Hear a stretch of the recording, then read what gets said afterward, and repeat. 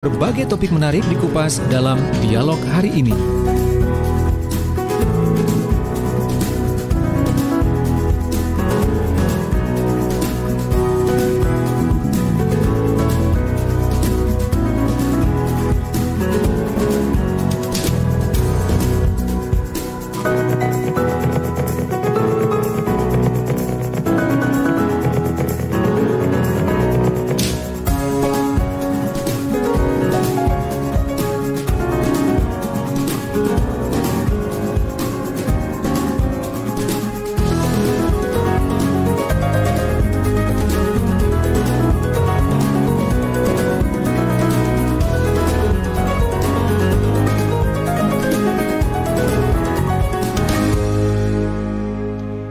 Assalamualaikum warahmatullahi wabarakatuh. Selamat pagi sahabat Suara Sidoarjo. Berjumpa lagi bersama saya Mega Laksana dalam program Talk Show bersama Dinas Pangan dan Pertanian yang disiarkan langsung di YouTube Live Suara Sidoarjo. Dan juga bagi sahabat yang ingin berinteraksi dengan kami, sahabat bisa langsung saja hubungi nomor di 0811309109. Dan tema kali ini yakni mengenai tata cara pemilihan hewan kurban yang baik dan benar serta tata cara penyembelihan kurban di masa pandemi. Bersama narasumber kita yakni ada Dr. Retno Yuli, dokter hewan, dan juga Bapak Teddy selaku penyuluh pertanian. Dan saat ini, pagi hari ini sudah hadir di studio bersama kami. Ya, kita sapa terlebih dahulu ya mungkin ya. Baik. Selamat pagi Pak dan Ibu Retno. Selamat pagi juga. Iya, apa kabar nih Pak, Bu? Alhamdulillah baik. Masyaallah ya. Nah, ini pagi hari ini cerah banget loh. Ini mumpung di pagi hari ini kita ngobrolin mengenai tata cara pemilihan hewan kurban yang baik dan benar serta tata cara penyembelihan kurban di masa pandemi. Nah, saat ini kan bulan depan ya Bu ya mau melaksanakan kurban di tanggal 20 Juli ya 2021. Ini bertepatan sekali ya di masa pandemi saat ini ya Bu ya. Ini sangat bagi masyarakat ini terhalang sekali ya. Mungkin nantinya bisa dijelaskan mengenai bagaimana tata cara pemilihan hewan kurban yang baik dan benar di era pandemi saat ini. Boleh ini dijelaskan dari Ibu Dr. Retno Yuli? Jadi gini, untuk syarat hewan kurban sendiri itu, yang pertama itu jenis hewannya itu pertama harus jantan. Yang kedua syarat umurnya untuk kambing atau domba itu berusia 1 tahun. Sedangkan untuk sapi atau kerbau dia berusia 2 tahun. Yang kedua tidak ada bercak darah dari lubang-lubang di tubuhnya. Terus juga kita harus lihat dari dia itu hewan kurban itu dia punya enggak surat kesehatan hewan dari tempat asal dia mengambil hewan kurban. Karena apa? Karena surat keterangan kesehatan hewan itu penting. Untuk apa? Untuk menghindari adanya penyakit-penyakit yang bisa menular ke manusia atau zoonosis seperti itu. Oke. Jadi mungkin nggak sih Bu, di era pandemi saat ini tuh hewan kurban juga harus mendapatkan vaksin juga? Atau ada pemeliharaan khusus di era pandemi ini untuk dari segi hewan kurban sendiri? Seharusnya sih ya memang kita itu untuk mengambil hewan kurban atau memilih hewan kurban itu kita juga harus melihat. Jadi bisa diambil dari peternak-peternak langsung yang memang dia itu menerapkan dengan misalnya pemberian obat cacing yang rutin, terus dengan pemberian vitamin-vitamin, kesehatannya dijaga, pemberian nutrisi yang baik.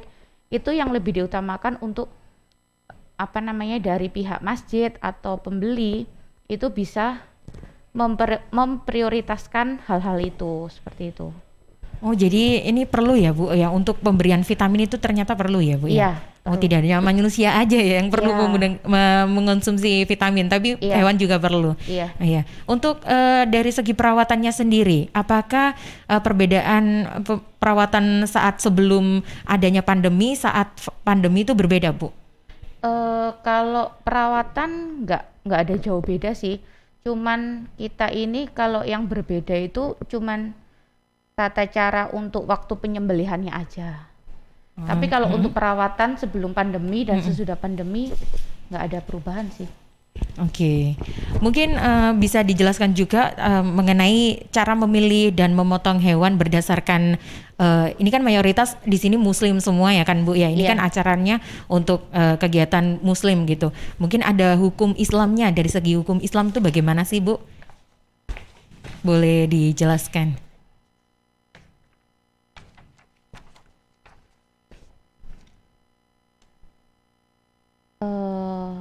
Kalau dari hukum Islam ya, itu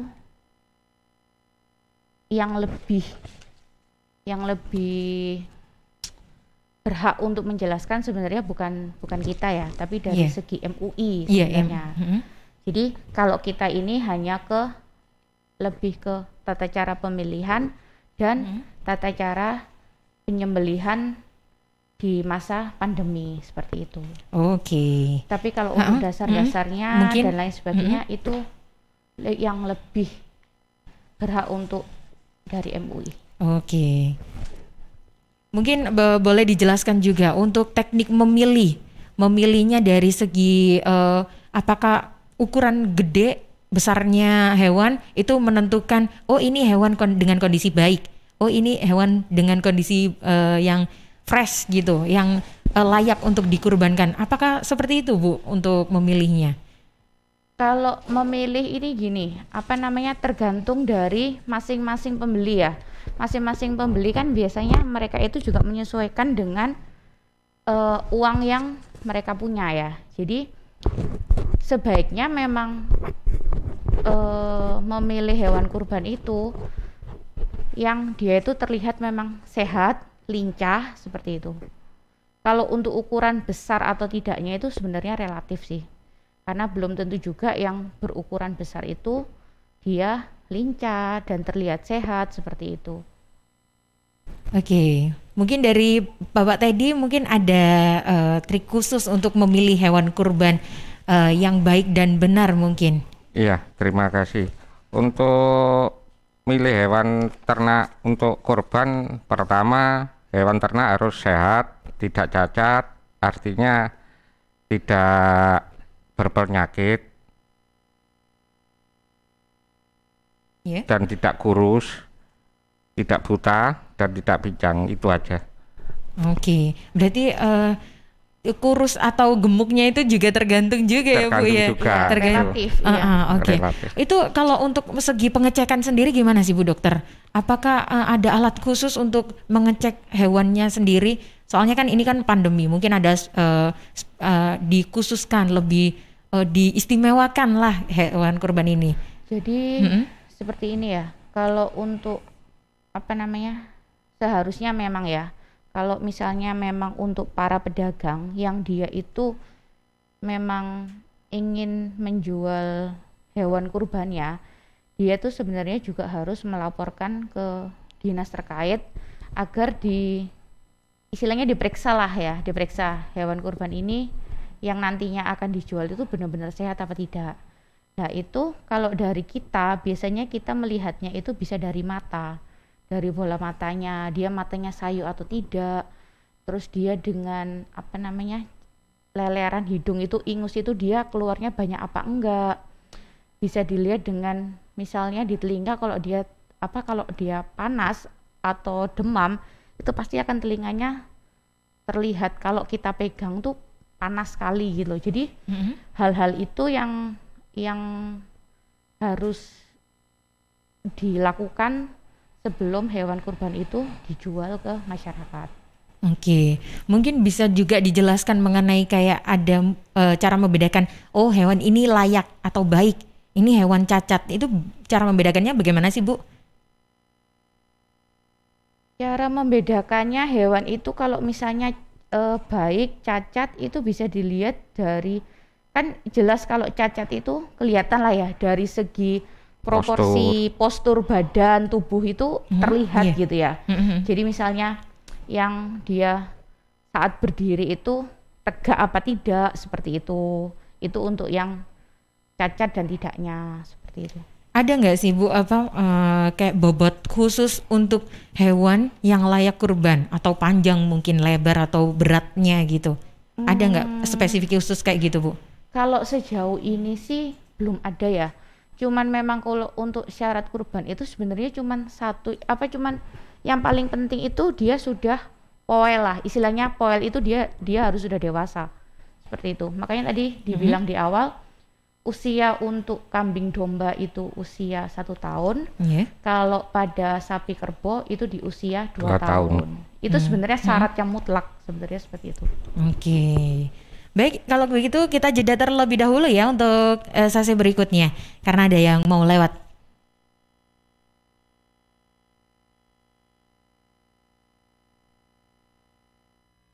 Suara Sidoarjo, lembaga penyiaran publik lokal pemerintah Kabupaten Sidoarjo. Lihat nih Jeng, Cheers punya kemasan baru 230 ml. Wah, imut ya? Iya dong Jeng, bentuknya yang kecil dan seksi, gampang banget dibawa kemanapun dan kapanpun. Wah iya, bisa muat nih di tas tangan, taruh di kotak makan si adek, dan gampang juga ya dibawa pas jogging. Bener, dan di musim virus kayak gini, kita juga harus rutin minum air putih Jeng. Cheers Alkaline ini punya kandungan pH yang tinggi sampai 8,5. Jadi daya tahan tubuh kita lebih terjaga dan melindungi kita dari virus sampai resiko kanker. Nah, buat konsumsi di rumah atau di kantor, ada kemasan galon juga Jeng, yang 20 liter. Untuk pemesanan area Surabaya, hubungi kami di telepon 0807 124 3377 atau WhatsApp ke 0877 77 24 3377. Bagi Anda yang ingin bergabung menjadi partner Cheers, bisa hubungi 031 84 95 888. Anda di rumah aja ya, biar kami yang ngantar. Cheers Alkaline Power 230 ml, seksi, healthy, easy. Untuk wilayah Sidoarjo dan sekitarnya bisa menghubungi Depo Candi di 0821 4225 6646 0821 4225 6646. Saya warga Jatim, Piu dari Padi Reborn, memakai masker. Memakai masker melindungi kita dari risiko penularan COVID-19 hingga 75%. Maskerku melindungimu, maskermu melindungiku. Jatim tangguh. Dan ternyata cinta. Sahabat pengen wajah cerah dan glowing tapi nggak bikin kantong kering? Bisa ke Ella Skincare. Dapatkan diskon 50% untuk semua jenis treatment seperti Korean Brightening, Acne Curer Treatment, DNA Salmon Skin Booster, IPL, dan masih banyak lagi. Syarat dan ketentuan akan berlaku. Yuk rasakan pengalaman treatment nyaman dengan staf yang ramah, memberikan hasil nyata dan harga yang terjangkau. Berbagai treatment dan produk berkualitas yang sudah BPOM, Ella Skincare jawabannya. Ella Skincare berada di Jalan Ayani nomor 40, Kelurahan Sidokumpul, Sidoarjo. Untuk reservasi bisa menghubungi nomor 0812 3688 1384 0812 3688 1384. Ella Skincare merawat, semua bisa bersih berkilau. Rokok opo iki lho, kok putihan? Ya rokok kok, ya murah, ya akeh. Rokok ilegal ki. Masa rokok ilegal iki? Yo ki. Lah awakmu kok roh nek iki rokok ilegal? Rokok ilegal iki gak nek pita cukene. Samen paling roe bandrol kuwi lho. Rokok iki kudu enek merek karo nama perusahaane sing terdaftar ndek bea cukai. Lokasi pembuatane ndek kene ya gak enek. Terus ndek kene rokok ilegal iki gak enek gambar karo peringatane teko pemerintah. Berarti rokok ilegal gak resmi no? Aduh ya mesti to Lemul. Rokok ilegal iki merugikan negara. Mergo ora bayar cukai sing digembangun negara. Walah tutu, sepenting wong-wong gak roh. Loh, gak iso le iki. Makane to le, tuku sing pasti-pasti ae. Aja ngawur. Laporkan peredaran rokok ilegal ke kantor Bea Cukai terdekat atau hubungi nomor 1500 225 1500 225. Iklan layanan masyarakat ini dipersembahkan Bea Cukai Sidoarjo. Ayo, ngewangi Bea Cukai, berantas rokok ilegal. Bea Cukai Sidoarjo, fokus mengawasi, tulus melayani. Suara Sidoarjo, lembaga penyiaran publik lokal pemerintah Kabupaten Sidoarjo. Ya sahabat, kita masih bersama di talk show bersama Dinas Pangan dan Pertanian ada Dr. Retno Yuli dan juga Pak Teddy yang akan menjelaskan tentang tema hari ini, yakni tata cara pemilihan hewan kurban yang baik dan benar serta tata cara penyembelihan kurban di masa pandemi.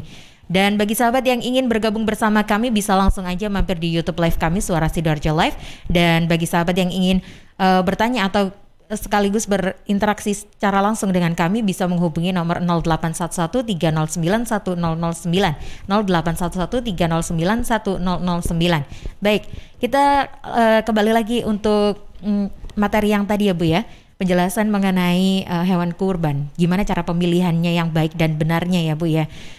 Untuk ciri-ciri hewan yang memiliki indikasi oh ini sakit atau ini hewan yang layak untuk di kurban gitu, itu bagaimana Bu untuk segi dari pemilihan dari kasat matanya gini? Kasat matanya sebenarnya kalau dia hewannya dia lincah itu yang lebih diprioritaskan untuk dipilih seperti itu.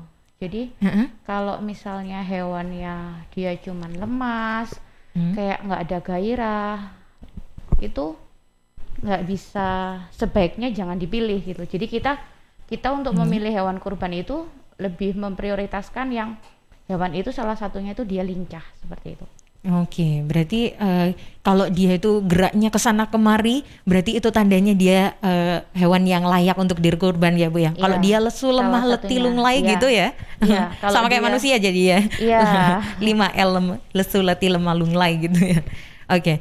Jadi kalau semuanya kita memilih itu harus yang benar-benar, kalau kasat mata nih bagi orang awam itu kan ya itu tadi ya, seperti itu tadi ya Bu ya, yang dijelaskan tadi ya. Benar-benar sehat.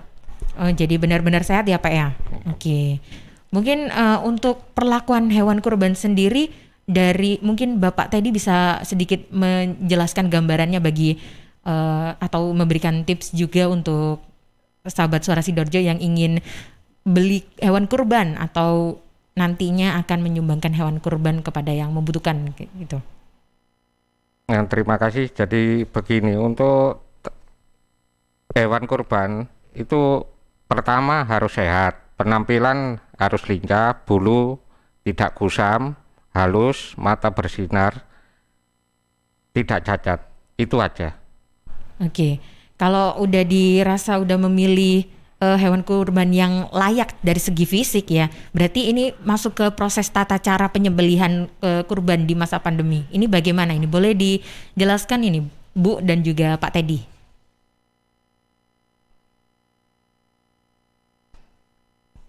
Apakah mungkin nanti untuk dari hewan kurban nanti kalau semuanya disembelih itu ada kayak ritual khusus mungkin atau harus apa gitu, mungkin boleh dijelaskan juga. Gini, kalau misalnya gini, ketentuan khusus bagi pengurus takmir, panitia kurban dan warga masyarakat. Apabila diyakini aman dan pengurus takmir itu dapat istilahnya memutuskan oke, bisa melaksanakan keseluruhan tata cara penyembelihan ternak kurban di masjid, itu dia harus mempertimbangkan beberapa hal. Yang pertama, dia itu juga harus mempersiapkan seluruh kegiatan penyembelihan. Beliau juga harus mengawasi dan memastikan bahwa seluruh panitia dan warga yang terlibat harus dalam keadaan sehat dan melaksanakan protokol kesehatan dengan konsisten. Yang kedua, dari pengurus itu juga harus membatasi jumlah panitia dan warga yang dilibatkan dalam proses penyembelihan hewan kurban. Kemudian, sebelum melakukan penyembelihan hewan kurban, panitia hendaknya melakukan desinfeksi lokasi dan seluruh alat-alat yang akan digunakan. Kemudian menyediakan hand sanitizer, sabun, dan tempat di setiap sudut lah, di pintu-pintu gerbang masjid lah. Terus yang kedua, yang terakhir jangan lupa pakai face shield. Jadi untuk himbauannya sih, untuk anak-anak dan orang yang lanjut usia itu seharusnya tidak diperbolehkan berada di lokasi pemotongan hewan kurban. Jadi yang diperbolehkan untuk melaksanakan kegiatan kurban ini usianya boleh dijelaskan juga usia berapa? Usianya ini yang jelas syaratnya kan harus usia 18 sampai 45 tahun lah seperti itu. Jadi karena di masa pandemi ini anak-anak dan juga orang tua yang usianya dia lanjut usia kan lebih rentan ya. Jadi alangkah lebih baiknya kita harus bisa menjaga. Jadi jangan sampai anak-anak sama orang tua itu ikut ada di sekitaran pemotongan hewan kurban. Oke, begitu ya jadinya. Kalau sembunyinya, jadi gini Bu, kalau sembunyinya di hewan kurban saat pandemi ini, kan kurban saat pandemi ini dulu kan berbeda dengan yang dulu ya. Kalau dulu boleh semua orang berkerumun di satu tempat ruangan terbuka dan bersama-sama memotong-motong. Apakah mungkin lebih baik untuk memotong di rumah jagal atau memotong di kayak layaknya umumnya pada umumnya seperti biasa itu, Bu? Jadi gini, sebenarnya kalau untuk lebih amannya itu bisa dilakukan di rumah potong hewan milik pemerintah ya. Jadi itu tujuannya itu untuk meminimalkan resiko penularan COVID-19. Tapi jika tidak memungkinkan disembelih di rumah potong hewan, berarti pengurus dari panitia pengurus penyembelihan hewan kurban, dia benar-benar harus menyiapkan tim yang memahami syarat dan penyembelihan sesuai syariat dan mengikuti protokol kesehatan. Oke, mau tanya nih Bu, apakah nantinya itu hewan kurban ini juga disinfektan juga? Kan biasanya itu kan manusia juga kadang ada yang sistem disinfektan juga. Nah ini apakah hewan juga akan didisinfektan juga? Nggak perlu sih, cuman untuk yang sekitarnya dan juga alat-alat aja yang akan digunakan. Oke, berarti hewan ini akan terhindar juga ya dari namanya COVID gitu ya Bu ya? Iya. Oke.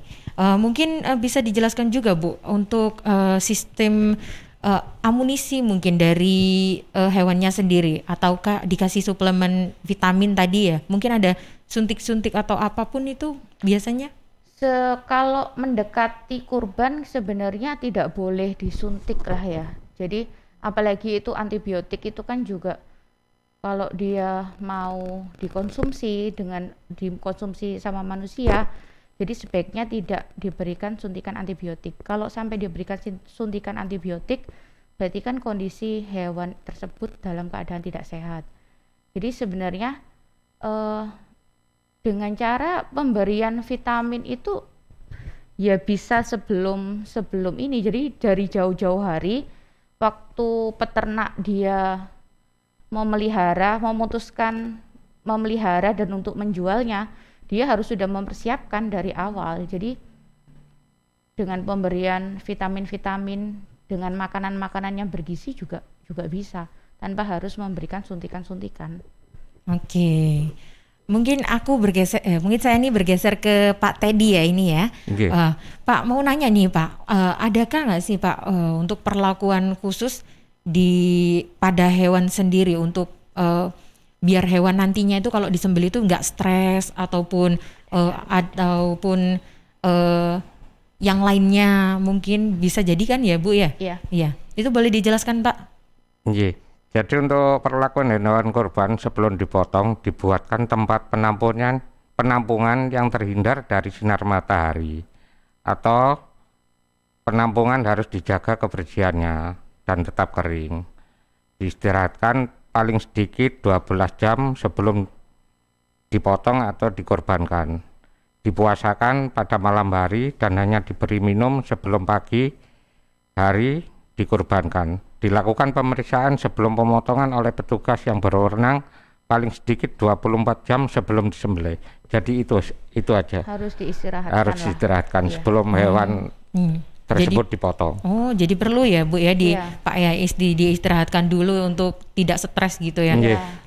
Kalau biasanya itu yang saya tahu kalau nyembelih itu kan lama ya. Prosesnya itu kan lama sekali. Lah kalau sebenarnya ini di masa pandemi prosesnya ini menggunakan mesin seperti kayak di rumah-rumah potong gitu, itu gimana? Apakah itu diperbolehkan juga Pak? Untuk itu diperbolehkan juga di rumah-rumah potong hewan, gitu loh. Jadi itu aja, Bu. Baik, oke. Baik, kalau gitu kita jeda terlebih dahulu ya untuk iklan yang mau lewat berikut ini. Jadi untuk sahabat Suara Sidoarjo yang ingin berinteraksi kepada kami, langsung saja bisa kirimkan pertanyaan ataupun informasi mengenai tema kali ini di 0811-309-1009 atau sahabat juga bisa saksikan kami di YouTube Live Suara Sidoarjo Live.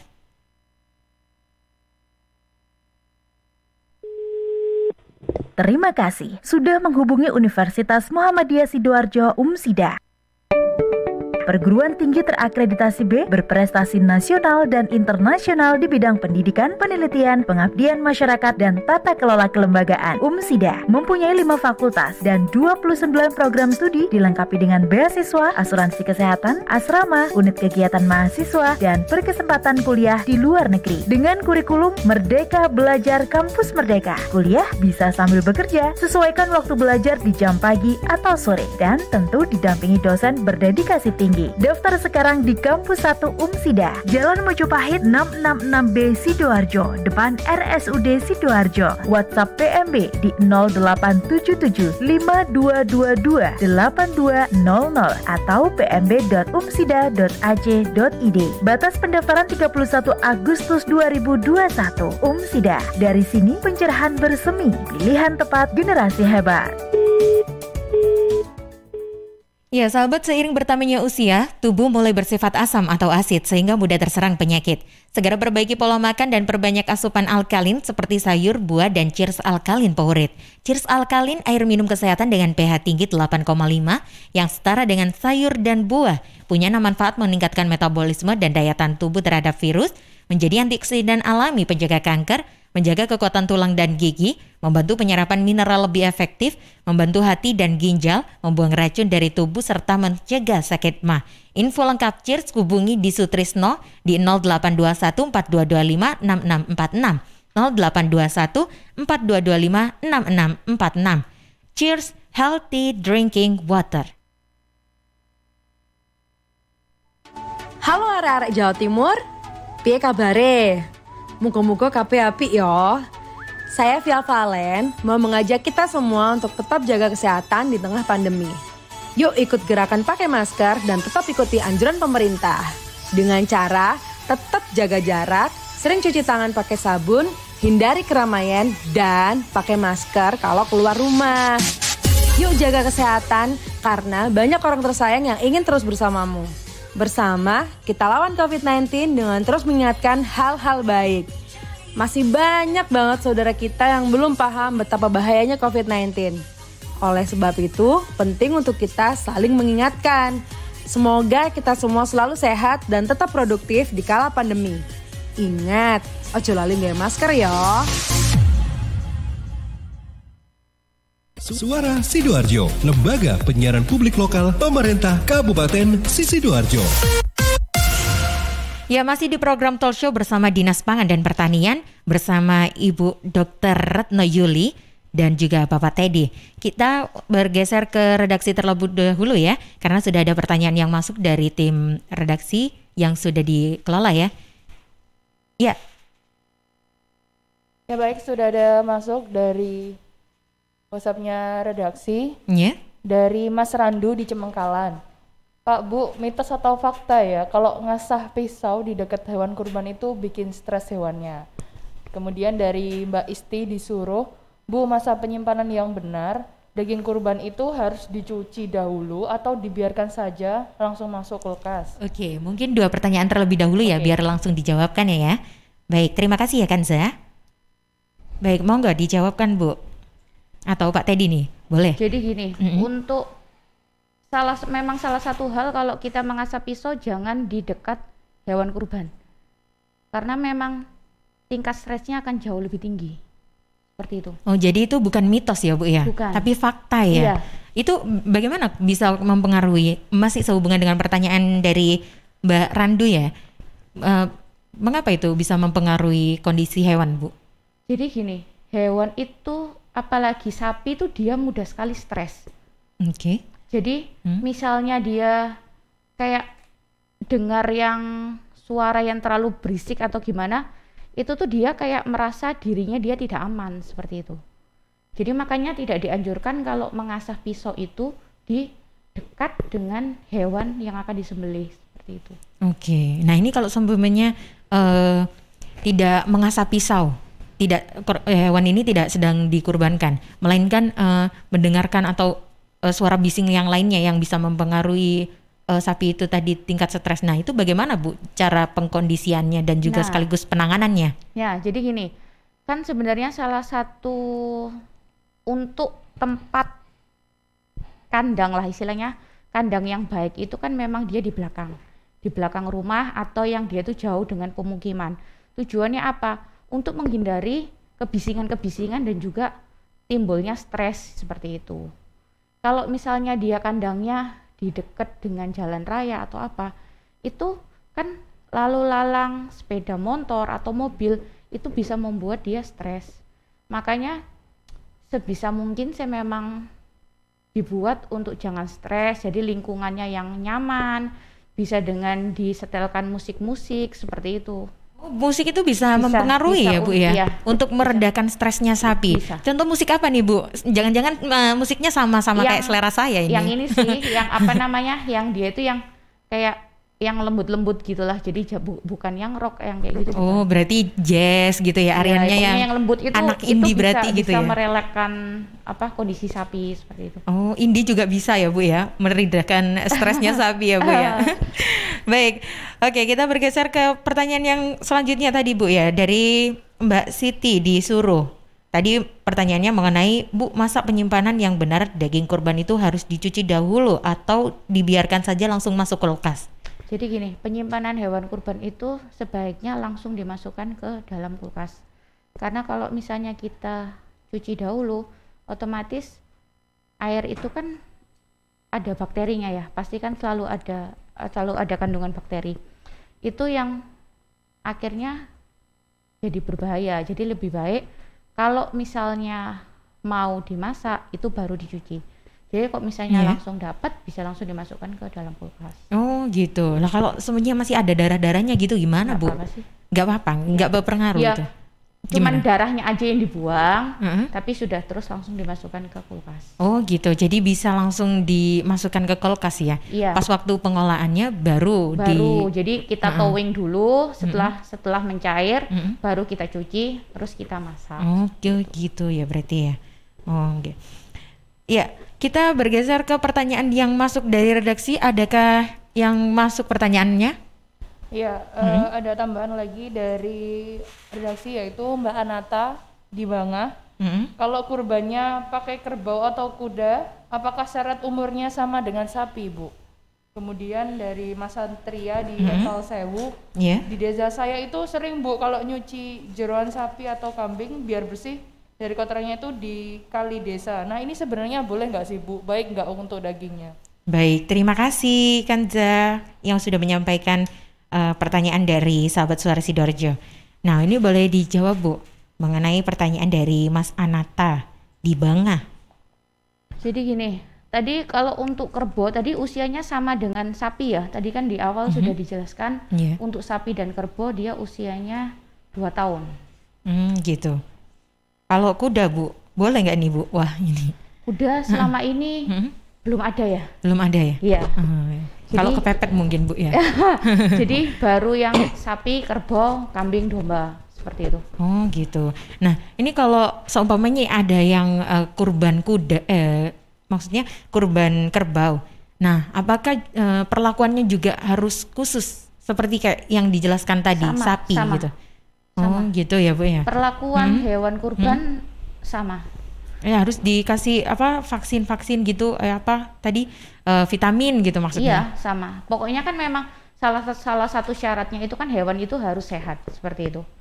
Jadi perlakuannya antara sapi, kerbau, kambing, domba perlakuannya tetap sama.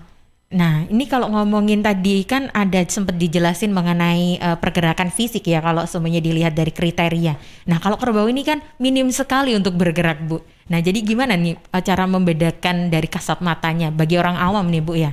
Nanti kalau bagi tenaga medis pasti ada perhatian khusus ya. Ini gimana Bu?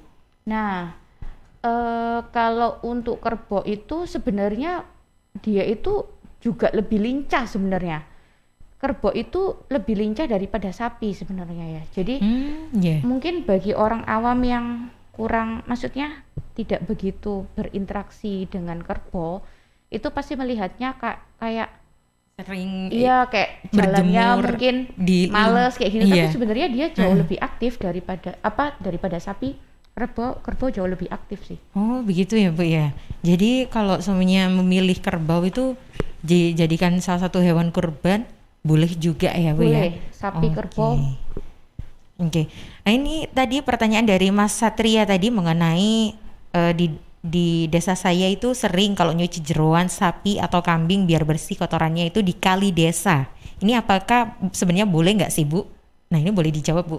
Nggak, seharusnya nggak boleh ya. Kan itu kali ya. Kita nggak tahu di kali itu sudah tercemar apa aja, kita kan nggak tahu gitu loh. Jadi kalau misalnya cucilah ya jangan dikali. Jadi memang paling tidak dari pihak masjid itu harus menyiapkan tempat khusus untuk pencucian jeroan-jeroan sapi seperti itu. Oke, berarti yang selama ini dilakukan masyarakat ini berarti salah ya Bu ya? Iya, harusnya jangan dikali. Oh ya, baik gitu. Kalau suaminya nyucinya itu dijadikan satu gitu Bu, itu dibolehin nggak Bu? Ini kan masih masa pandemi nih, mungkin harus cara mencuci dagingnya nanti, tulangnya atau bagaimananya itu benar nggak sih Bu? Harus dipilah-pilah, harus disendiri-sendirikan? Iya, harus dipilah-pilah. Itu emangnya itu harus dipisah itu karena kenapa Bu? Kenapa nggak dijadikan satu di satu tempat gitu, di air bersih langsung, kan menghemat waktu itu? Menghemat waktu tapi bisa menimbulkan bakteri-bakteri yang masuk gitu loh. Jadi alangkah lebih baiknya memang disendiri-sendirikan seperti itu. Tapi kan tadi kondisinya sapi ini dalam kondisi baik. Kalau dijadikan satu nggak boleh ya Bu ya? Tetap aja? Tetap iya. Tetap aja nggak boleh. Nah untuk pemerhatian jeroan nih Bu, jeroan sapi. Nah biasanya itu kan jeroan hewan kurban ini terkadang itu ada yang tiba-tiba itu kayak seperti paru yang luka gitu, yang warnanya itu tiba-tiba warnanya agak membiru. Nah itu apakah bisa dikatakan hewan ini dalam kondisi baik atau tidak kayak gitu? Jadi kan kebanyakan kasus yang terjadi di lapangan itu kan banyak cacing hati ya. Iya. Nah banyak cacing hati.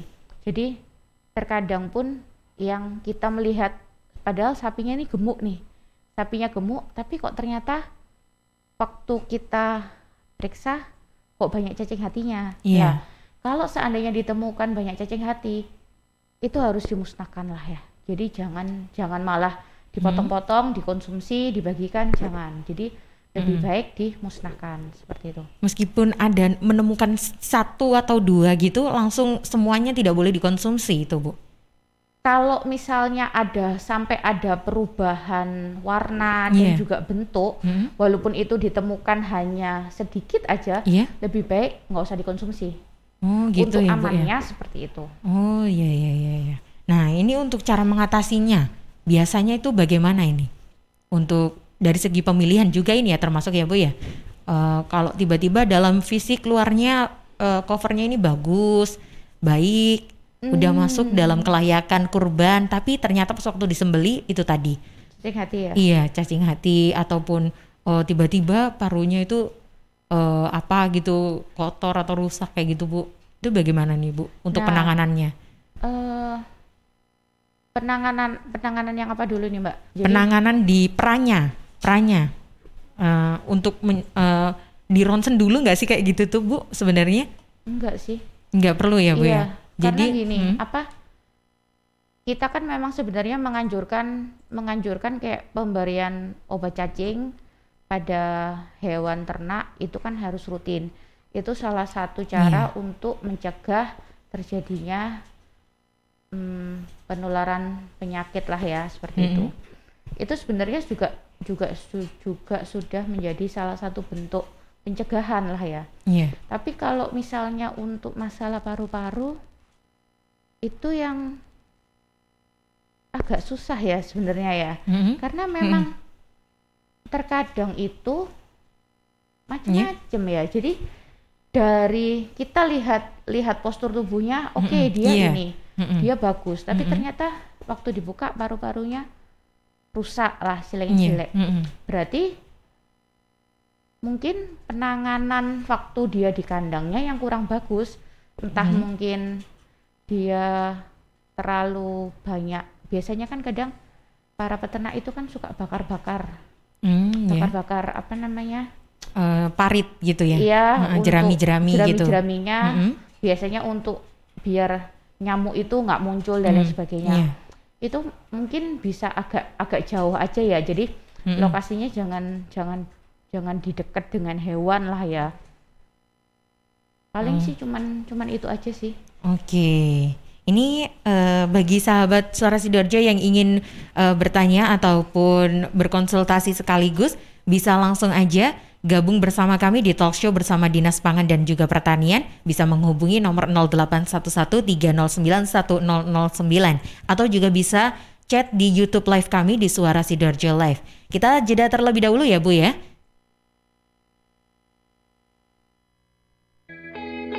Saya warga Jatim, Piu dari Padi Reborn, memakai masker. Memakai masker melindungi kita dari risiko penularan COVID-19 hingga 75%. Maskerku melindungimu, maskermu melindungiku. Jatim tangguh. Dan ternyata cinta.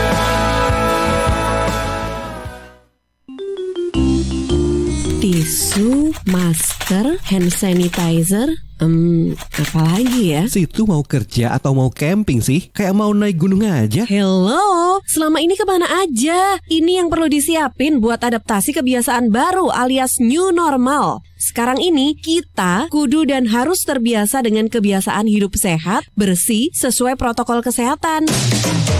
Saat ini kita dalam perubahan pola hidup dalam situasi pandemi COVID-19. Jadi kita perlu melaksanakan adaptasi kebiasaan baru atau protokol kesehatan dalam kegiatan sehari-hari. Jangan lupa pakai masker, tetap jaga jarak, sering cuci tangan pakai sabun dengan air mengalir. Sediakan hand sanitizer kemana-mana. Kalau flu, di rumah saja. Nggak perlu bersalaman, say hello saja. Kalau nyampe di rumah, langsung mandi. Gunakan uang elektronik kalau naik kendaraan umum, jaga jarak. Balita atau lansia di rumah saja. Ayo menuju new normal dengan melaksanakan protokol kesehatan dan menerapkan adaptasi kebiasaan baru. Hei, udah jam berapa nih? Kebiasaan telat juga masuk new normal ya? Ada yang kurang satu, uang sakunya belum. Iklan layanan masyarakat ini persembahan Dinas Kesehatan Kabupaten Sidoarjo. Suara Sidoarjo, lembaga penyiaran publik lokal pemerintah Kabupaten Sidoarjo. Ya, masih di program talk show bersama Dinas Pangan dan Pertanian bersama Ibu Ratno Yuli dan juga Bapak Teri. Nah, ini kita bergeser ke pertanyaan dari sahabat Suara Sidoarjo yang sudah masuk ke redaksi ya, ini ya. Baik, boleh silakan dibacakan tim redaksi. Ya, ada tambahan dari WhatsApp redaksi yang baru saja masuk dari Pak Kamil di Balong Bendo. Pak, untuk mengawetkan daging kurban menjadi kornet itu boleh nggak sih? Kemudian dari Mbak Lala di Seruni, sebenarnya kepala hewan kurban sendiri boleh dikonsumsi nggak sih Bu atau dikubur saja? Baik, terima kasih tim redaksi. Boleh Bu, langsung dijawab ya pertanyaan dari Kamil. Kurang dengar tadi. Oh iya, pertanyaannya dari Kamila tadi mengenai boleh nggak sih mengawetkan daging kurban menjadi kornet gitu? Oh gitu. Iya, boleh langsung dijawab Bu. Sebenarnya hewan kurban bisa diolah jadi macam-macam ya. Salah satunya bisa jadi kornet, itu juga bisa.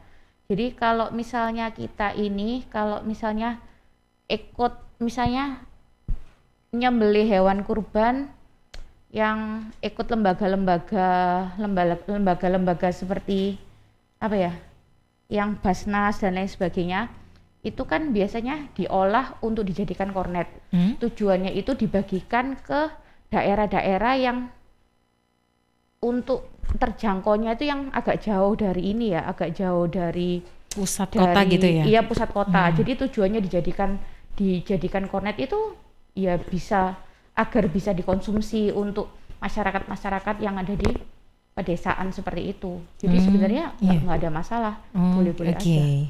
Biasanya kalau saya tahu juga ada beberapa gitu ya yang ya sempat saya baca di artikel gitu ya. Ada kalau kurban lewat dari 3 hari itu konsumsinya dalam syariat Islam bagi orang Muslim nih itu katanya belum diperbolehkan kayak gitu. Tapi kita nggak tahu ya untuk jelasnya mungkin dari pihak MUI. Pihak MUI yang lebih ini. Iya. Tadi pertanyaan dari Lala di Seru nih Bu, boleh nih dijawabkan mengenai sebenarnya untuk kepala hewan kurban sendiri boleh dikonsumsi nggak sih Bu atau dikubur aja? Boleh Pak. Monggo, Pak Teddy boleh dijawab atau Ibu Dokter? Untuk karena kepala hewan kurban bisa juga dikonsumsi bisa. Dikubur gitu boleh juga. Jadi alangkah bagusnya dikonsumsi. Oh, alangkah bagusnya dikonsumsi ya untuk kepala kurban itu ya. Oke. Itu memang di kepala hewan apalagi sapi itu memangnya ada manfaatnya nggak sih Bu tersendiri atau nutrisi tersendiri gitu Bu? Bagi dikonsumsi bagi kita sebagai manusia gini. Sebenarnya malah enggak ya. Kalau sebenarnya kalau untuk nutrisi itu lebih ke daging ya. Ke daging. Iya. Jadi kalau semuanya kepala itu masih 50-50 ya. Siapa yang butuh boleh dikonsumsi biasanya gitu. Kan kalau di masjid itu kan tergantung siapa yang mau ya. Gitu ya. Seperti itu. Oke. Baik. Itu tadi pertanyaan yang sudah terjawabkan dari sahabat Suara Sidoarjo yang sudah masuk beberapa pertanyaan sekaligus mengenai sudah terjawabkan juga ya dari Bu Dr. Retno dan juga Pak Teddy. Dan mungkin ada closing statement dari talk show hari ini Bu, berbicara mengenai tata cara pemilihan hewan kurban yang baik dan benar serta tata cara penyembelihan kurban di masa pandemi ini. Boleh dari Ibu Dokter dulu.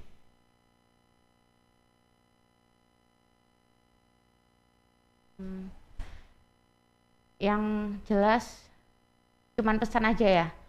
Jadi untuk penyelenggaraan ternak kurban di masa pandemi kita tetap harus jaga prokes lah ya, jaga jarak dan lain sebagainya. Itu tetap harus diutamakan lah. Jadi hindari kerumunan. Terus jumlah untuk panitia kurbannya juga tidak perlu terlalu banyak juga. Oke, mungkin dari Pak Teddy ada pesan yang mau disampaikan untuk sahabat Suara Sidoarjo dengan tema hari ini?